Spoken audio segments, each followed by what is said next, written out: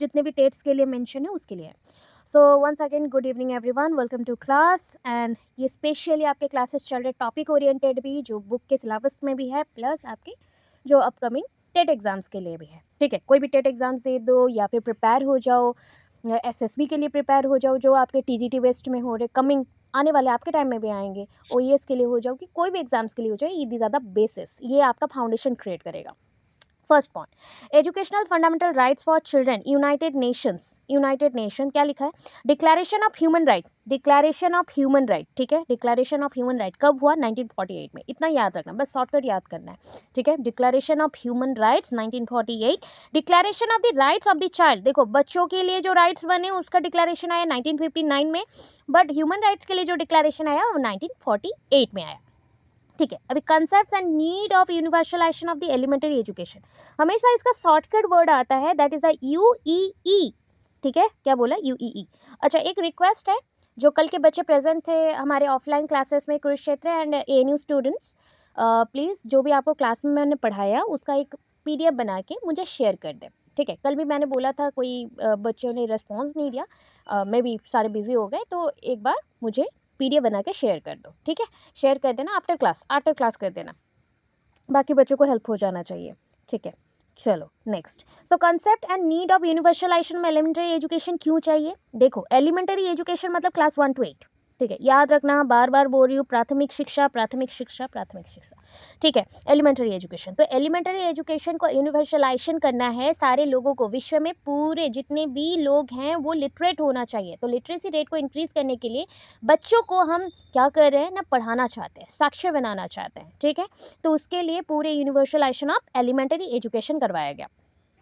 सो क्या है पॉइंट ना, making elementary education available to each and every child in the country irrespective of his or her caste, creed, religion. ठीक है, and 1 to 8 class के लिए points देखो कितने छोटे छोटे करके मैंने दिया है, जो मेन ऑब्जेक्टिव है। यूईई बोलने से क्या होता है, यूनिवर्सलाइजेशन ऑफ एजुकेशन करना है उन सारे बच्चों के लिए, ना कि उनका जेंडर के बेसिस पे कोई भेदभाव किया जाएगा, ना कोई हमने रिलीजन, धार्मिक बेसिस पे या एरिया बेसिस पे या फिर जाति के बेसिस पे अनुसार पे हम उसको अलग अलग करेंगे, कोई अलग अलग नहीं किया जाएगा। तो that is called caste, creed, religion.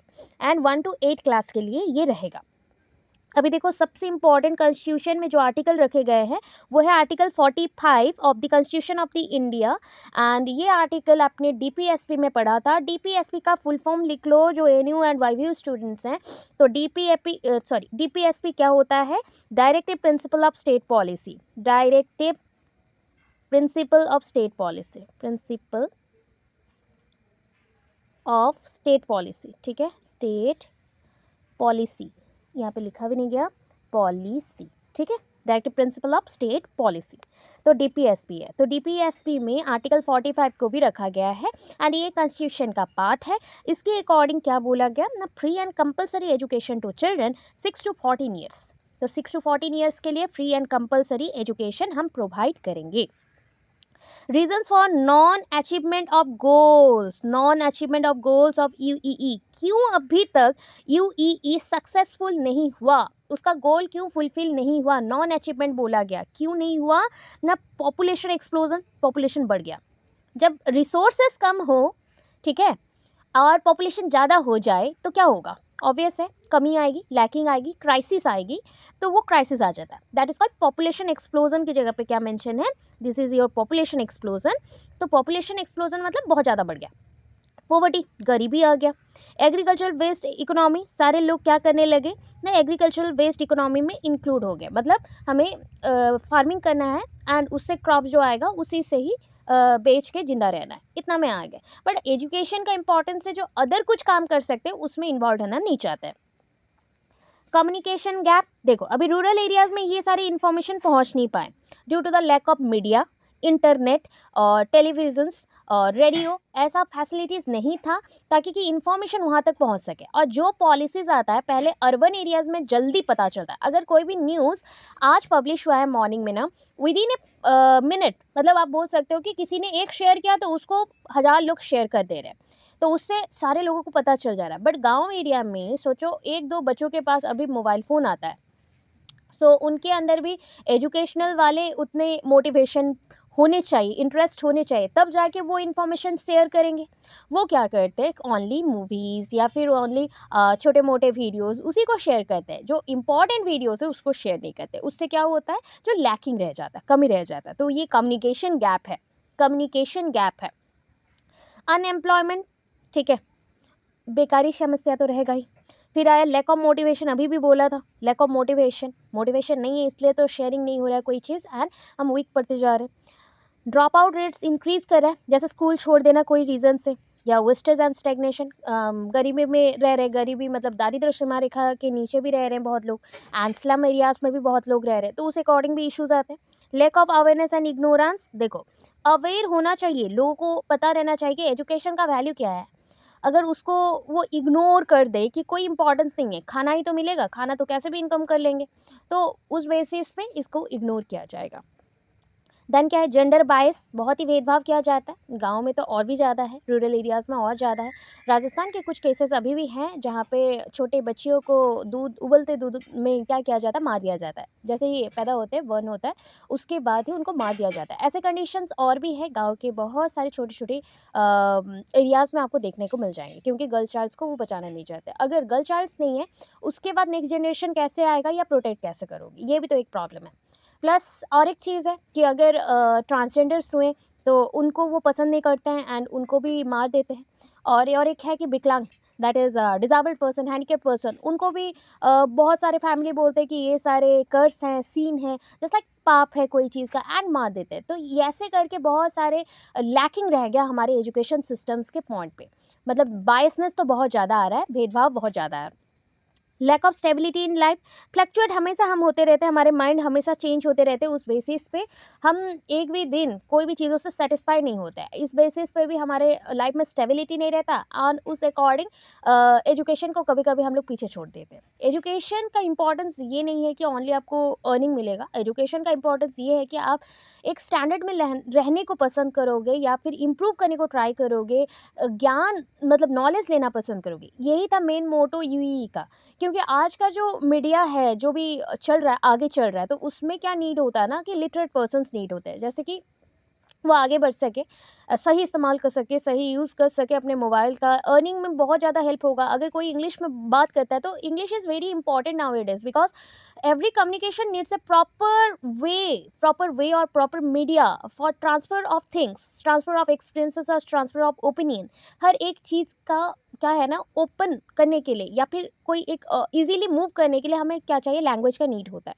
अगर मैं हिंदी जानती हूँ तो इंग्लिश में क्या प्रॉब्लम है, थोड़ा बहुत तो जानना चाहिए। सो हमें लिटरेट होना पड़ेगा, ये इंपॉर्टेंट था, 1 to 8 क्लास के लिए मिनिमम था। अभी देखो 86 कॉन्स्टिट्यूशनल अमेंडमेंट क्या बना, ओके, एनी प्रॉब्लम, यहाँ तक समझ गए? ये सुनो, बोलो फटाफट बोलो। Yes ma'am. ओके, अभी देखो 45 गया ना, अभी आएगा उसको मॉडिफिकेशन जो किया गया है 86 अमेंडमेंट एक्ट के अकॉर्डिंग। अभी कंफ्यूज नहीं होना है, ये 86 अमेंडमेंट एक्ट है, 86 अमेंडमेंट एक्ट है। कॉन्स्टिट्यूशन में कुछ भी अगर बदलाव करना चाहते हो ना, या चेंजेस लाना है पूरे कंट्री के लिए, तब हम अमेंडमेंट एक्ट पास करवाते हैं, बिल पास होता है, तो उसको अमेंडमेंट एक्ट बोला गया है। और उसका नंबर भी होता है, 86 नंबर वाला कौन सा था, 2002 में आया था। इसमें 3 चेंजेस किए गए थे, जो कि fundamental rights, education as a fundamental rights, इसको फॉलो करके चेंजेस आए थे। क्या है, पहला, insertion of the new article. New article देखो कहाँ पे आया, पार्ट 3 में 21A, आर्टिकल का नंबर कितना है, 21A, ठीक है, पार्ट 3 में आया। Fundamental right to education 16 to 14 years, जो 45 में था उसको हमने 21A में शिफ्ट किया। Then substitution of new article, किसका सब्स्टिट्यूशन है, देखो ये 45 का, 45 कहाँ पे प्रेजेंट है, पार्ट 4 में, पार्ट 4 में प्रेजेंट था, बट 21 ये कहाँ पे प्रेजेंट है, पार्ट 3 में प्रेजेंट है। इससे एक क्वेश्चन आने का चांसेस है, ठीक है, एमसीक्यूज आने के चांसेस है। And right to education act में तो ये पूरा लॉन्ग क्वेश्चन है, शॉर्ट में भी आ सकता है, लॉन्ग में भी आ सकता है, बट एमसीक्यूज के बेसिस पे, ओस्टेड सीटेट के बेसिस पे बोल दूं, ये क्वेश्चन आने के चांस है, क्योंकि पहले का जो आर्टिकल था वो अभी मॉडिफाई हो चुका है 21A के थ्रू, ठीक है। And provision for the early childhood care and education to children up to 6 years, देखो डीपीएसपी में ये मेंशन किया गया था, ठीक है। सब्स्टिट्यूशन, ये लाइन अच्छे से पढ़ना, गलती से आर्टिकल 14 को मेंशन मत करना। Substitution of the new article for article 45। Substitution क्या है? Article 21A। उसके लिए सब्स्टिट्यूशन किसके लिए सब्स्टिट्यूशन ना? आर्टिकल 45, मतलब इंस्टेड ऑफ 45 ये रिप्लेस करके क्या आया? 21A आया। ठीक है, 21A तो पहले फॉलो करा किसको ना? 6 to 14 ईयर्स के एजुकेशन को फॉलो कर रहा है। फ्री एंड कंपलसरी हम देंगे ही देंगे। देन क्या मेंशन हुआ ना? Early childhood care. अभी देखो, जब भी अर्ली चाइल्डहुड केयर एंड लिखा गया है, एजुकेशन को भी देना है, तो अर्ली चाइल्डहुड केयर में कौन से बच्चे आ जाएंगे? 0 से आ जाएंगे, 0 ईयर्स एज से आ जाएंगे, मतलब वो गर्भाशय अवस्था से आ जाएंगे। मदर जब प्रेग्नेंट है तब से आंगनबाड़ी में उनका ध्यान रखा जाता है, मेडिसिन दिए जाते हैं, आयरन टैबलेट्स दिया जाता है, खाने पीने में, डाइट में हेल्प किया जाता है, डॉक्टर चेकअप भी होता है। तो उसके अकॉर्डिंग क्या हो गया? 0 से काउंट हो रहा है। प्लस एजुकेशन है, मतलब 6 ईयर्स के बच्चों तक का जो भी नीड है एजुकेशन, प्ले स्कूल्स वालों का, उनको फुलफिल किया जाएगा। मतलब प्री स्कूल, LKG, UKG उतना दिया जाएगा। ये कहाँ पे पढ़ा था? तो DPSP में, DPSP में ये मेंशन था। ठीक है। सो अभी अगर किसी ने मॉडिफाई किया है तो इसको मॉडिफाई करके बोल सकते हो 0 to 18 ईयर्स के लिए पूरा बना दिया गया। 0 to 18 ईयर्स के लिए पूरा बनाया गया। एंड ये न्यूएस्ट है, बहुत ही न्यूएस्ट है जो चेंजेस आए हैं। ठीक है, अभी देखो आर्टिकल 51A, अच्छे से सुनना, आर्टिकल 51 नहीं बोल रही हूँ, 51A बोल रही हूँ। ठीक है, 11 fundamental duty is added. 11 fundamental duty is added. And 11th वाले में क्या है? देखो, to provide opportunities for education to his और हर चाइल्ड। ठीक है, आपके बच्चों के लिए एजुकेशन अपॉर्चुनिटीज दिए जाएंगे, और word as the case may be between the ages of 16 to 14 years. ठीक है, 6 से 14 साल के अंदर अगर आपके बच्चे हैं तो उन लोगों को फ्री एजुकेशन अपॉर्चुनिटीज़ पहले दिए जाएंगे, क्योंकि बहुत सारे लोग पहले के टाइम पे थे ना, स्कूल्स हैं बट अपॉर्चुनिटीज़ उनको नहीं मिल रहे, तो उस बेसिस पे उनको हेल्प किया जाएगा। ठीक है, अभी देखो RT, थोड़ा सा और समझना है RT को।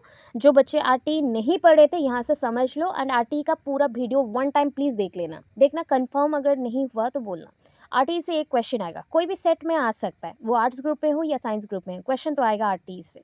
तो प्लीज़ उसको थोड़ा अब पढ़ के जाओगे, उस वीडियो को थोड़ा सा चेक कर लेना। एंड न्यू वाला RT वीडियो देखना, ओल्ड वाला नहीं। मैंने शेयर किया था बीच में, अगेन शेयर करूँगी, प्लीज़ उसको चेक कर लेना। ठीक है, देखो राइट टू एजुकेशन एक्ट, एक एक्ट बना 2009 में। ठीक है, इसका हिस्ट्री क्या है? एंड ये एक्ट इंडियन पार्लियामेंट में कब पास हुआ? That is 26 August 2009। Came in force कब काम पे आया? देखो 1 अप्रैल 2010। 1 अप्रैल 2010। ये एक MCQ है, ये MCQ है, इंपॉर्टेंट बोल रही हूँ, ये एक MCQ है। ये बिल पास हो रहा है 26 अगस्त। ठीक है, एंड ये 2009 में हुआ, ये 2010 में हुआ, याद रखना। ठीक है, already framed and implemented by, किसने फ्रेम किया एंड किसने वर्क किया था? देखो 1902 में राइट टू एजुकेशन एक्ट जैसा कुछ बनने को ट्राई किया गया था, एंड उसको किसने बनाया? छत्रपति साहू महाराज ने, इन कोल्हापुर स्टेट, महाराष्ट्र। उन्होंने 1902 से इसके पीछे ट्राई किया था बहुत सारा, एंड ये ना कोई बुक में मेंशन नहीं है, इसको अगर नेट में सर्च करोगे, बहुत सर्च के बाद ये मिलेंगे पॉइंट्स। ठीक है, ये फ्रेम किसने किया, इम्प्लीमेंट किसने किया ना? छत्रपति साहू महाराज। बट सोचो 1902 से 209, ऑलमोस्ट 100 साल से ज़्यादा का गैप है, 100+ ईयर्स का गैप है, तो कुछ तो मॉडिफाई हुआ होगा बहुत ज़्यादा। ऐसा ही कुछ चीज़ बन के आया था 1902 में, बट वो चीज़ बहुत मॉडिफाई होके आया 2009 में, 2010 में। ठीक है, 2009 में बिल पास हुआ, 2010 में इनैक्ट हुआ या फिर इन्फोर्स्ड हुआ। Vallabh Bhai Patel made primary education compulsory, देखो in all MCs of Bombay state. ठीक है, जितने भी स्कूल्स थे, ठीक है, जितने भी प्रोविंसेस थे या फिर मुंबई के एरियाज थे, मुंबई के पोर्शंस थे, एरियाज थे बॉम्बे स्टेट में, उन्होंने 1918 में क्या किया? प्राइमरी एजुकेशन को कंपलसरी किया बॉम्बे स्टेट में। अब तक भी हम ब्रिटिश के अंडर थे, 1918 पीरियड है, ब्रिटिश के अंडर ही है।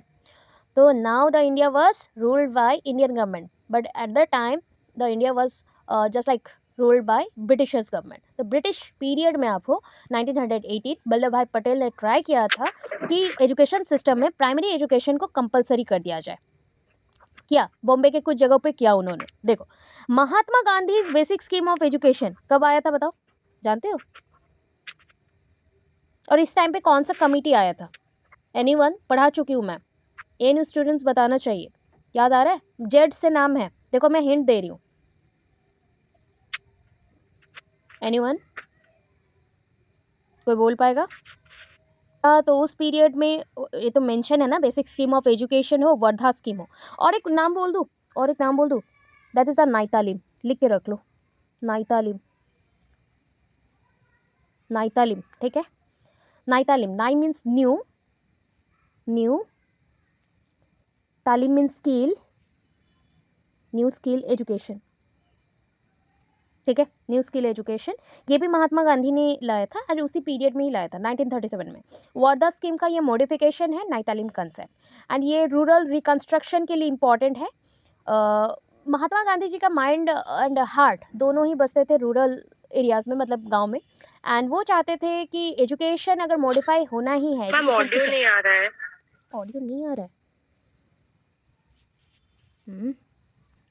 बोल दूँ। नाइतालिम का कंसेप्ट क्या होता है ना, वर्धा स्कीम जब आया 1937 में, एंड इसका प्लानिंग चल रहा था 1930s के बाद से। सो ये प्लानिंग को इम्प्लीमेंट किसने किया? महात्मा गांधी जी ने। एंड इस टाइम पे जो कमिटी था, जाकिर हुसैन कमिटी, 1937 के पीरियड में जो कमिटी चल रहा था वो जाकिर हुसैन कमिटी था। एंड इस टाइम पे वर्धा स्कीम के मॉडिफिकेशन में क्या आया ना, नई तालीम आया। नई तालीम का मतलब क्या होता है ना, new skill education. New skill education ये मेंशन भी था, नई तालीम, नई शिक्षा। ठीक है, सो नई तालीम, ठीक है, नई तालीम मेंशन किया गया। ठीक है, एंड इसके अकॉर्डिंग क्या लिखा गया कि हमारा जो एजुकेशन सिस्टम है, बच्चों को जो एजुकेशन देना है वो रूरल एरिया से स्टार्ट होना चाहिए। दैट मीन्स इट इज़ ये way through which we can literate the students of the rural areas. तो रूरल एरियाज़ के बच्चों को हम एजुकेट करना चाहते हैं, बट लैक ऑफ फंड की वजह से वो एजुकेशन सिस्टम नहीं चल पाया। ठीक है, सो वर्धा स्कीम आपका कौन लेके आया? महात्मा गांधी जी लेके आए, and advocated for the compulsory free education for children 1937। ये पीरियड मैं अभी मेंशन कर रही हूँ कि 1937 में ये पीरियड चल रहा था। एंड इस पीरियड में वर्धा स्कीम पीरियड बोल सकते हो या फिर नाइतालीम का पीरियड बोल सकते हो, जो कि एक्सपीरियंस लर्निंग पे डिपेंड करता है। कंपलसरी फ्री एजुकेशन यहाँ पे भी था, एंड बच्चों को maximum to maximum learning by doing ही करना था, एक्सपीरियंस लेके वोकेशनल एजुकेशन के थ्रू सपोर्ट करना था अपने फैमिली को एंड टीचर्स को भी। ठीक है, India is a party to the UN declaration on the rights of the child 1959, ये तो ऊपर भी मेंशन था। And it is adopted national policy on children in 1974। देख रहे हो, नेशनल पॉलिसी ऑन चिल्ड्रन भी एक है, NPE नहीं है, NPC है, 1974 में आया था। ठीक है, अभी स्कीम्स कुछ है जो कि बैकवर्ड बच्चों के लिए है। क्या हम इतना क्लियर हैं? ये सुनो, कोई एक बच्चा बोल दे, क्लियर है?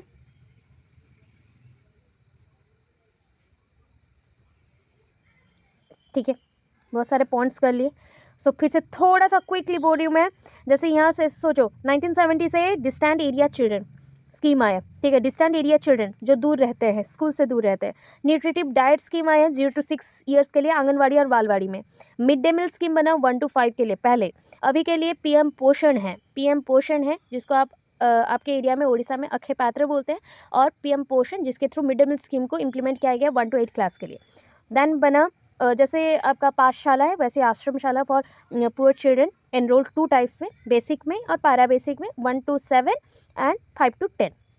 बोलोगे मैम 1 to 7 हुआ तो यहाँ पे 8 to 10 होना चाहिए था, वैसा नहीं है, उसका एक सिस्टम रहता है, एग्जामिनेशन के बेसिस पे वहाँ पे लिए जाते हैं, उस बेसिस पे एडमिशन किए जाते हैं, तो उस अकॉर्डिंग किया गया है। ठीक है, विद्या निकेतन 1981 में आया, जो कि tribal students, talented tribal students के लिए था, एंड इसमें 10 सीट्स को रिजर्व किया गया आदिवासी बच्चों के लिए, एंड फ्री एजुकेशन यहाँ पे दिया जाएगा। कुरनसाला कहाँ पे बनाए गए? मोबाइल स्कूल्स है। नॉन फॉर्मल एजुकेशन है बाय श्रीमती ताराबाई मोदक एंड श्रीमती अनुताई वाघ। ठीक है, child education project Maharashtra and UNICEF ने मिलकर बनाया, that is a pictures books are provided. The project for tribal languages to remove the difficulty language of schools and that of tribal. MSCERT, that is a M for multiple state council for educational research and technology ने क्या बनाया ना, text books को tribal languages में convert कर दिया। ठीक है, अभी स्कीम्स देखो for out of school children, जो स्कूल से बाहर है। अभी देखो, ब्रीथ स्कूल बनेंगे। ब्रीथ स्कूल क्या होता है ना, who leave their studies and didn't come to school, forgot studies, given chance to complete their education. जैसे होता है ना आज के टाइम पे इग्नू में पढ़ाई कर ले, तो अगर कुछ टाइम नहीं मिला तो NIOS में पढ़ लिया। तो ऐसा चीज़ हो सकता है जो कि स्कूल नहीं आ सकते ड्यू टू एनी रीज़न और लीव कर चुके हैं स्कूल एजुकेशन को, तो वो भी पढ़ाई अपना कंप्लीट कर सकते हैं। After 45 days they are sent for admission in regular schools. ठीक है, बोर्डिंग स्कूल्स में हम लोग उनको प्रोवाइड कर सकते हैं। अभी देखो इंदुस चाइल्ड लेबर प्रोजेक्ट, ये भी बना था एक। This schemes aim to root out the child labour tradition. मतलब जो पहले के टाइम पे क्या था, बच्चे अगर इतने सारे बच्चे पैदा हो गए हैं तो वो थोड़े थोड़े बड़े होंगे एंड उनको लेबरर बना दिया जाता था। इनकम करके लाओ, खाना खाना है, पैसे चाहिए, बस इतना काम के लिए उनको बोला जाता था कि लेबर बन जाओ, तुम जाओ यहाँ पे काम करोगे, पैसे मिलेंगे। तो वो चीज़ को हटाना था, तो इसलिए ये प्रोजेक्ट बना इंदुस और इंडस बोल सकते हो, इंडस चाइल्ड लेबर प्रोजेक्ट। उसके थ्रू हम क्या करें ना, चाइल्ड लेबर ट्रेडिशन को ही रूट आउट करें, निकाल के, जड़ से निकाल के फेंकेंगे and bring them to mainstream of education, and उनको बैक करवा रहे एजुकेशन सिस्टम्स में।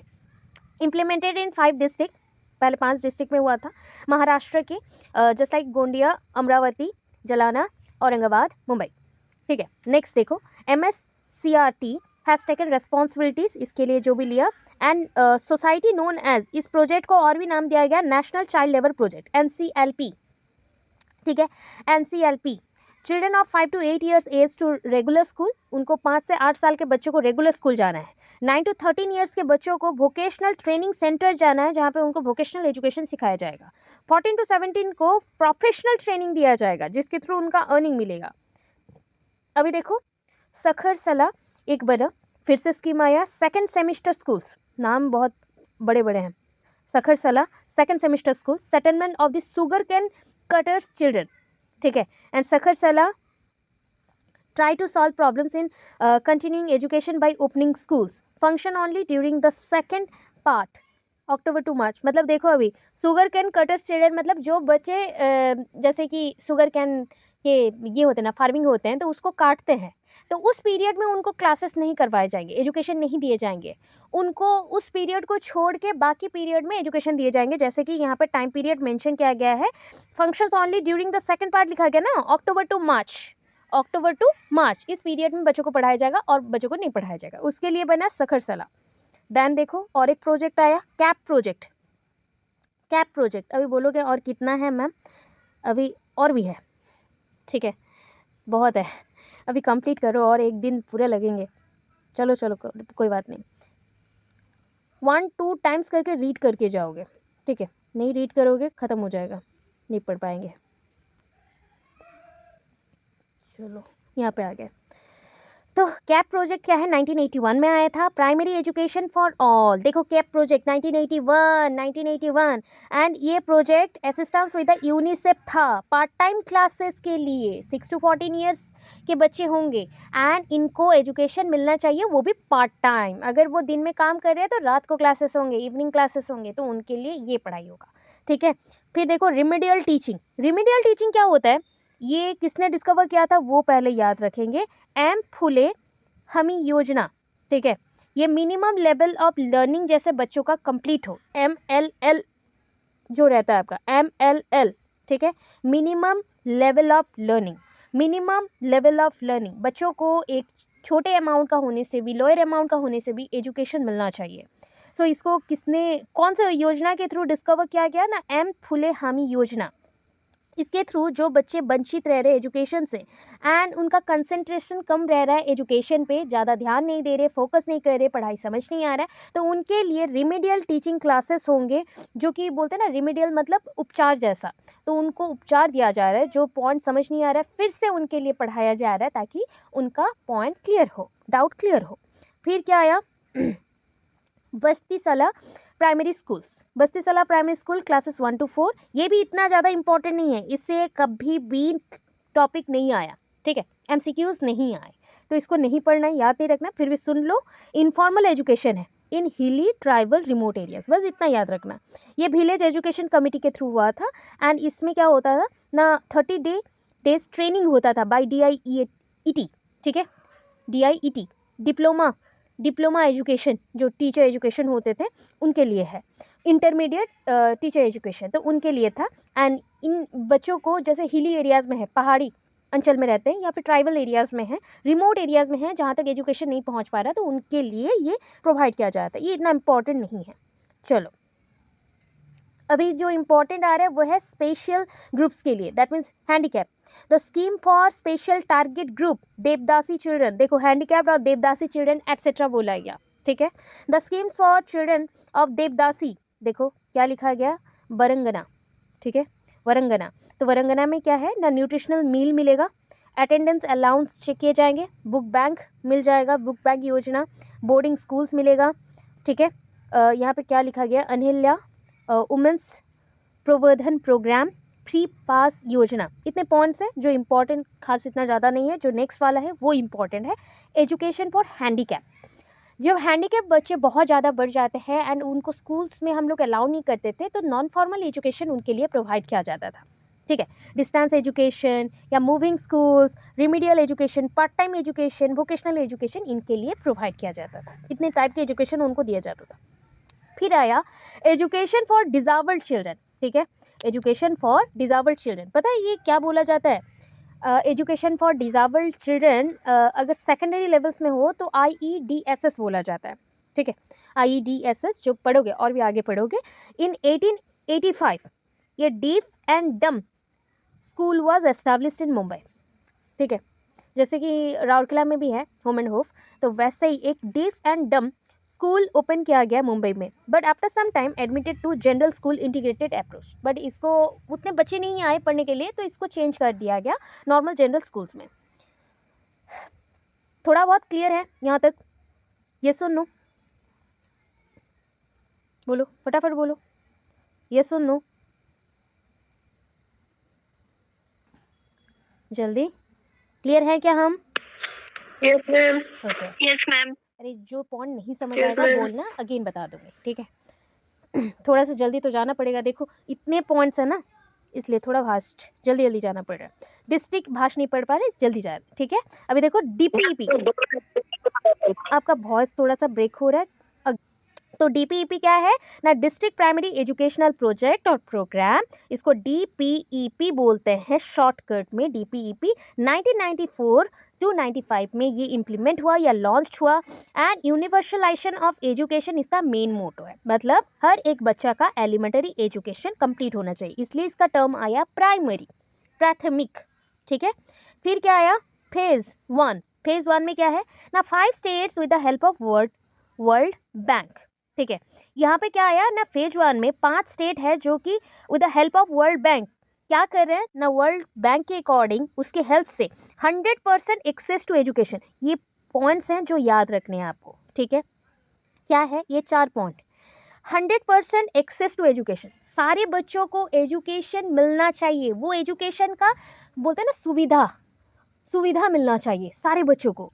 वो क्या करेंगे, एजुकेशन को जैसा, जैसे कोई कपड़े होते हैं, खाना होता है तो सारे लोग खाते हैं ना, तो वैसे ही एजुकेशन भी है, सबको लेना है, जैसे भी करके एक्सेस करना है, ठीक है। 100% एनरोलमेंट एंड रिटेंशन, अभी जितने बच्चों ने एजुकेशन को लेने को ट्राई किया तो एडमिशन करेंगे, एडमिशन किया तो उनका नाम दाखिल हो गया, दैट इज कॉल्ड एनरोलमेंट।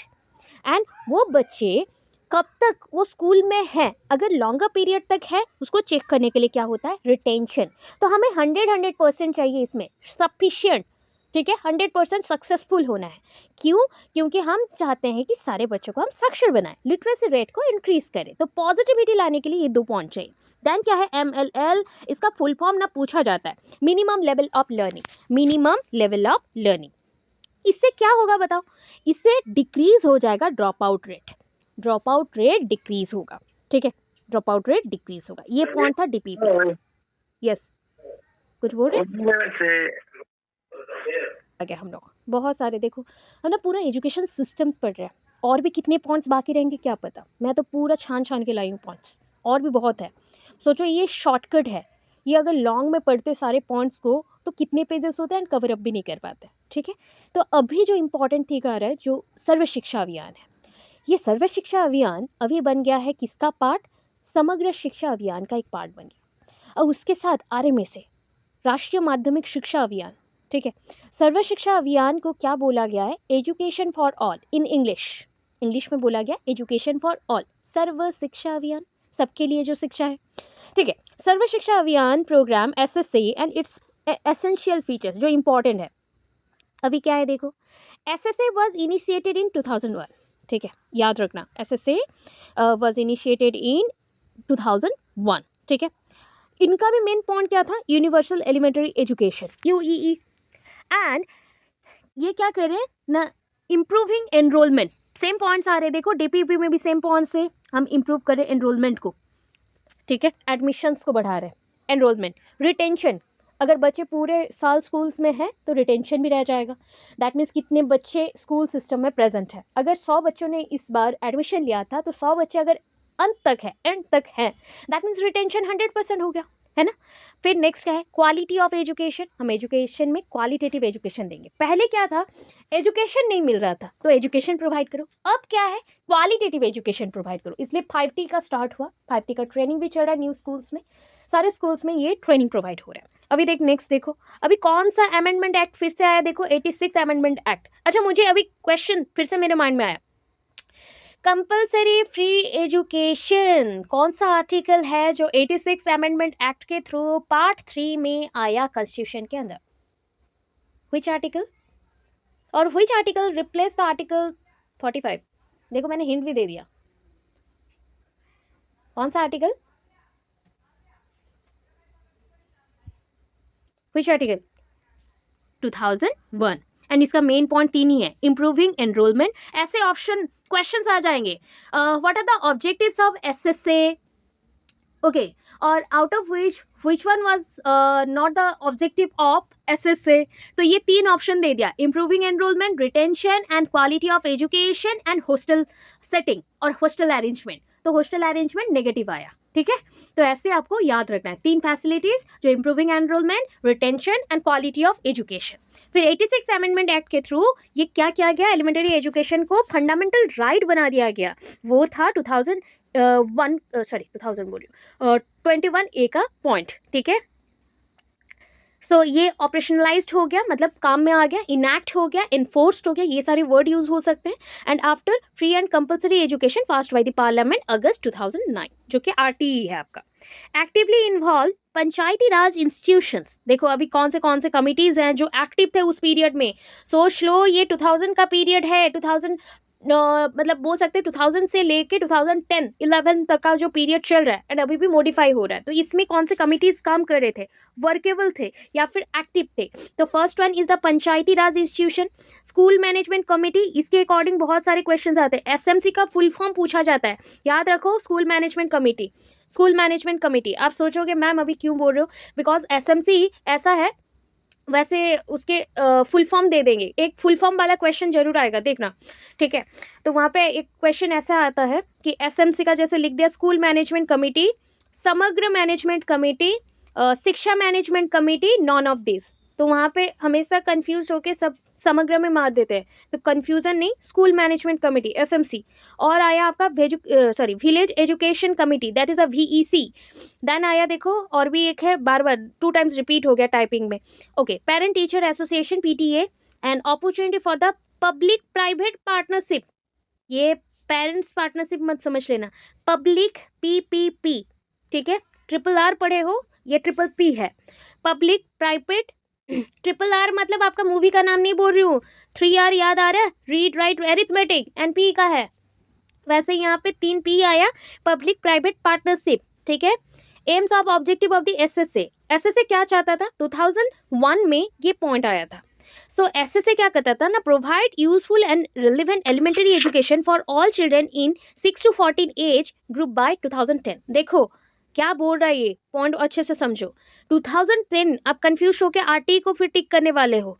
ठीक है, RTE नहीं है ये SSA है। SSA क्या बोल रहा है? Useful and relevant elementary education for children in the 6 to 14 age group by 2010, मतलब 2010 तक हमारा 6 to 14 ईयर्स एज के बच्चों को फ्री एलिमेंट्री एजुकेशन मिल जाना चाहिए। जितने लोग तब तक थे पॉपुलेशन में, जितने बच्चे थे उनको मिल जाना चाहिए। ठीक है, टू एंश्योर दैट, अभी देखो एक कैंपेन चला था, ठीक है, कैंपेन उस टाइम पे चला, क्या है, to ensure that all children are in school. ये भी ध्यान देना है कि सारे बच्चे स्कूल्स में होने चाहिए, एजुकेशन गारंटीड होना चाहिए, सेंटर ऑल्टरनेट स्कूल्स, बहुत वेराइटीज़ के स्कूल्स हैं, सेंटर स्कूल्स हैं, सेंटर ऑल्टरनेट स्कूल्स हैं, ऑल्टरनेटिव स्कूल्स हैं, बहुत वेराइटीज़ के स्कूल्स हैं। और उसमें कौन सा कैंपेन लाया गया, that is the back to school camp, back to school camp by 2003। ये रिवाइज्ड अगेन हो गया, देखो 2005 में रिवाइज्ड हुआ।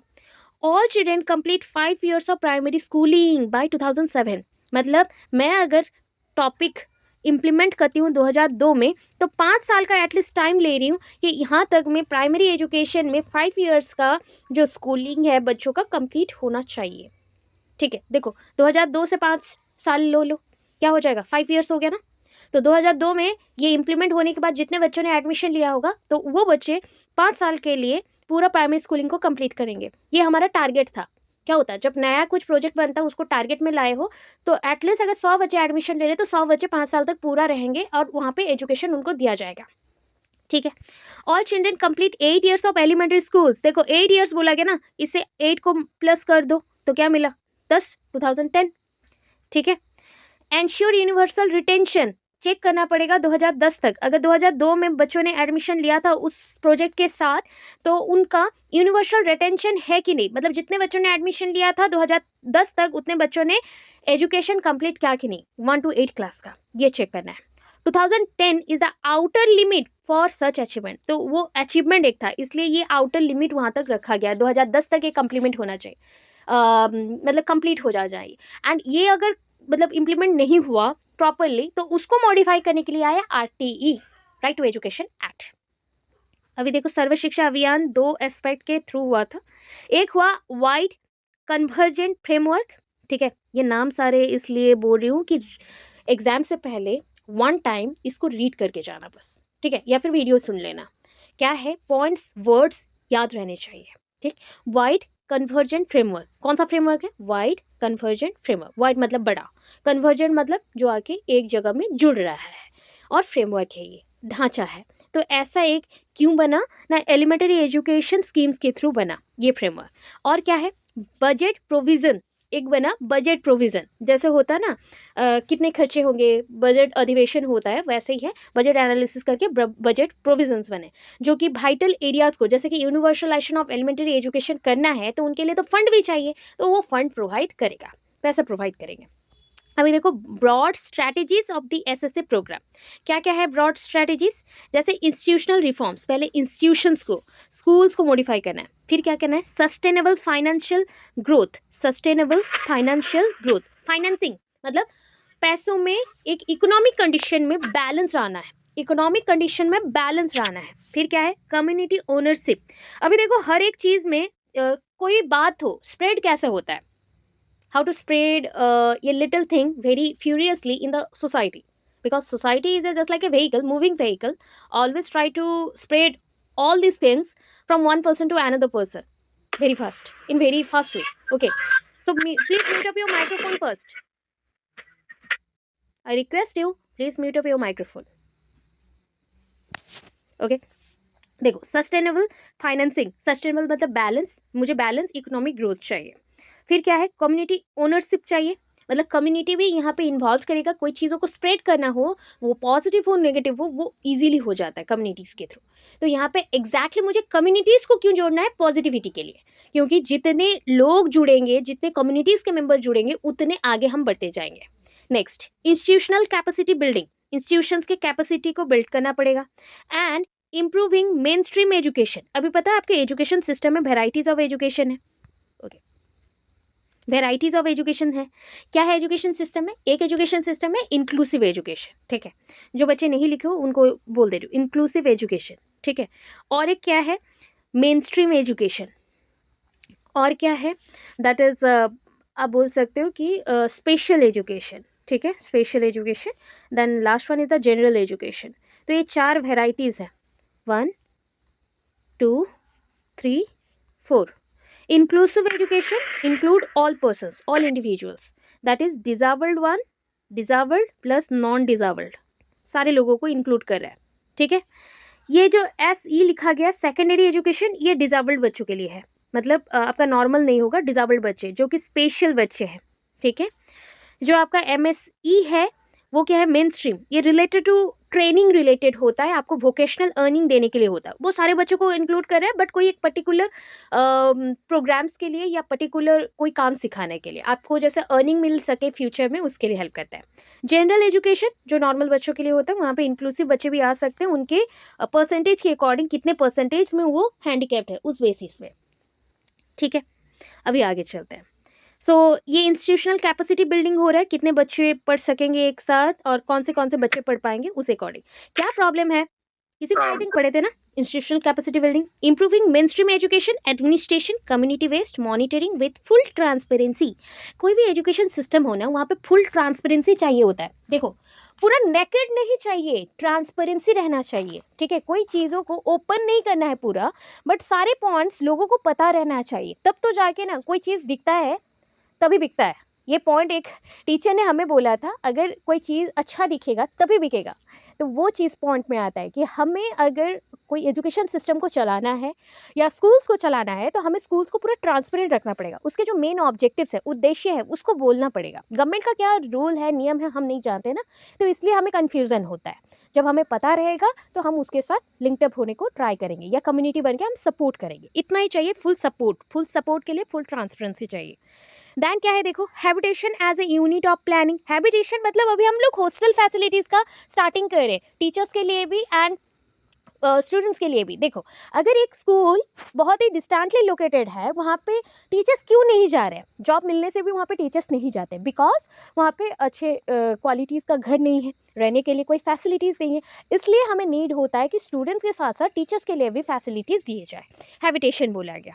अकाउंटेबिलिटी कम्युनिटी, तो कम्युनिटी तो उसको तो अकाउंट में ही रखना है। अकाउंट मतलब क्या होता है, उसको केंद्र करना है, फोकस करके करना है। आप क्या बोलते हो, ये मेरा अकाउंट है, दैट इज़ अ मेरा, ठीक है। तो चीज़ों को जब फोकस करते हो ना, फोकसेबल पॉइंट पे आता है, तो अकाउंटेबिलिटी बोला गया। तो अकाउंटेबिलिटी टू कम्युनिटी। देन देखो, priority to education of girls, हम प्रायोरिटी देंगे अब एजुकेशन ऑफ गर्ल्स को। फोकस ऑन स्पेशल ग्रुप्स, हम फोकस भी करेंगे स्पेशल ग्रुप्स के लिए। ट्रस्ट ऑन क्वालिटी, हमें ऐसा क्वालिटी प्रोवाइड करना है जो कि लोग उससे अट्रैक्ट हो जाए, ठीक है। अगर एजुकेशन सिस्टम में इतना अच्छा क्वालिटी हम दे नहीं पाए तो प्रॉब्लम आएगा। सो क्वालिटेटिव एजुकेशन दे दो या फिर ट्रस्ट ऑन क्वालिटी लिख लो, सेम पॉइंट है। नेक्स्ट है role of teacher, focus on their development needs and district elementary educational plans. तो ये आपका आया DEEP, that is not DPEP, ये आया आपका DEEP। Okay, please try to behave yourself, okay, because you are going to be a teacher, good teacher. तो आपको ये सब मेंटेन करना है, थोड़ा डेकोरम मेंटेन करके चलो, ठीक है। नींद आ रहा, सो जाओ, क्लास छोड़ दो, लीव करो। चलो नेक्स्ट पॉइंट में आते हैं। Public private partnership in SSA, public private partnership PPP, वहाँ पे लिखा था ना, वही पॉइंट फिर से लिखा गया। And government and non government, यहाँ पे देखो गवर्नमेंट एडेड स्कूल लिखा गया, नॉन गवर्नमेंटल बोल सकते हैं, गवर्नमेंट एडेड स्कूल बोल सकते हैं, जो गवर्नमेंट के अंडर है, गवर्नमेंट के अंडर है, प्रॉपर गवर्नमेंट स्कूल्स नहीं बने बट गवर्नमेंट एडेड स्कूल्स है। अभी सर्व शिक्षा अभियान में फाइनेंशियल सपोर्ट कहाँ से मिलेगा बताओ। सबसे इंपॉर्टेंट चीज़ बोल दूँ, यहाँ पे दो फॉर्म से दो गवर्नमेंट्स हैं, एक सेंट्रल गवर्नमेंट है, एक आपका स्टेट गवर्नमेंट है। तो central government and state government sharing क्या प्लान है, देखो 9 प्लान एंड 10 प्लान। तो यहाँ पे क्या था, 9 प्लान के अकॉर्डिंग ये बना, जब 9th वाला प्लान आया ना, 9th वाला प्लान में आया 85% आपका कौन देगा, सेंट्रल गवर्नमेंट देगा, 15% फंड कौन देगा, स्टेट गवर्नमेंट देगा। फिर 10th प्लान जब बना, ये रेशियो चेंज हो गया, 75-25 हो गया। तो 75 कौन देगा, सेंट्रल गवर्नमेंट देगा, 25 कौन देगा, स्टेट गवर्नमेंट देगा। बट नाउ ये 50-50 है, अभी SSA के अकॉर्डिंग ये 50-50 है, 50 सेंट्रल गवर्नमेंट देगा, स्टेट गवर्नमेंट 50 देगा। हर एक स्टेट के लिए सेंट्रल गवर्नमेंट प्रोवाइड करता है ना, तो इसलिए अपना स्टेट 50% देगा, ईच स्टेट में ये चलेगा, और जो आपका सेंट्रल है वो 50% देगा। Existing schemes of elementary education of department, जो स्किल्स चल रहे थे, मतलब स्कीम्स चल रहे थे, वो चलते जाएंगे, एक्सेप्ट एक स्कीम नहीं चला, दैट इज़ अ नेशनल बाल भवन and NCT will converge after the 9th plan. 9th plan के बाद इसको बंद कर दिया गया, मतलब नेशनल बाल भवन को बंद कर दिया गया। तो राष्ट्रीय क्षेत्र में हॉस्टल्स बनाए जा रहे थे नेशनल लेवल्स पे बच्चों के लिए, तो वो बंद कर दिया गया, स्टेट लेवल्स में स्टार्ट हुआ था। So all funds to be use for, किस लिए यूज़ करेंगे, upgradation, maintenance and repair and teaching learning, equipments, local management, इतना बस याद रखो। अपग्रेडेशन मतलब एजुकेशन सिस्टम को अपग्रेड करने के लिए, maintenance, building maintenance, chair table books library सब कुछ, repair of school, school repair होगा, टीचिंग लर्निंग में जो इक्विपमेंट चाहिए बच्चों के लिए, जितना छोटा छोटा एक्सपेरिमेंट्स करने हैं आज के टाइम पे, स्मार्ट बोर्ड्स चाहिए, वो सब होगा, एंड मैनेजमेंट भी किए जाएंगे। एंड उस टाइम पे मैनेजमेंट कौन कर रहा था? जस्ट लाइक VCs थे, विलेज एजुकेशनल कमिटीज, और स्कूल मैनेजमेंट कमिटीज, और पंचायत, ग्राम पंचायत थे। Distribution of scholarships, scholarship provide किया जाएगा, and uniform will be continue to be funded under the state plan. देखो स्टेट क्या करेगा अपने स्कूल्स में, जैसे कि डिफरेंट स्कूल्स है उस बेसिस पे अपना यूनिफॉर्म देगा बच्चों को, ठीक है। Uniform will continue, scholarship and uniform बच्चों को दिया जाएगा, ठीक है। They will not be funded under the SSA programme. ये सर्व शिक्षा अभियान के अकॉर्डिंग नहीं है। सर्व शिक्षा अभियान सेंट्रली स्पॉन्सर्ड स्कीम है, not a state sponsored scheme. तो सेंट्रल ने दे दिया उसका फंड, अब स्टेट क्या करेगा, उसको यूनिफॉर्म देगा, स्कॉलरशिप देगा। इसलिए होता है ना नवीन युवा योजना जो होते हैं different type of scholarship schemes के लिए, वैसे डिफरेंट स्टेट्स के लिए आपका क्या होता है, स्कॉलरशिप स्कीम्स होते हैं, स्टाइपेंड स्कीम्स होते हैं, तो उसको दिया जाता है।